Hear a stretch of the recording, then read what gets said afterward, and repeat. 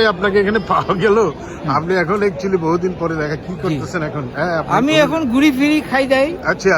আর বিজ্ঞাপনের কাজ করি, অভিনয় করি না। না। আর হচ্ছে যে আমি সাংবাদিকতাকে খুব মিস করি। আহা। যেহেতু মানে আমার স্বপ্ন ছিল ছোটবেলায়, যে একটা স্বপ্ন ছিল যে আমি একসময় বিবিসিতে কাজ করব, সেই স্বপ্নটা আমার মানে পূর্ণ হয়েছে। আচ্ছা। যার ফলে এখন আর আমি খুব একটা অভুক্ত থাকি না, সাংবাদিকতা করি না দেখে, যে মানে যে একটা ভিতর থেকে যে সেটা এখন আর নাই।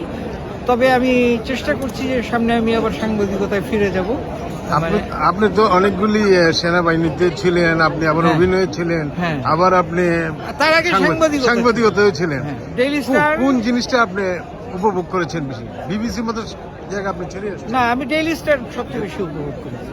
হ্যাঁ, মানে মিস করেন বেশি সাংবাদিকতাটা, হ্যাঁ, হ্যাঁ। অন্যান্য অভিনয় পাশাচ্ছি। হ্যাঁ। কিন্তু আপনাকে তো সবচেয়ে বেশি সেলিব্রিটি করেছে, পরিচিত করেছে অভিনয়। Agreed, but again, মানে মানে আমারও তো একটা ব্যাপার আছে, তাই না? আমার নিজস্ব তো একটা পছন্দের ব্যাপার আছে। হ্যাঁ। তো সেই পছন্দ থেকে আমি হয়তো মানে অভিনয়টাকে এখন আর পছন্দ করছি না।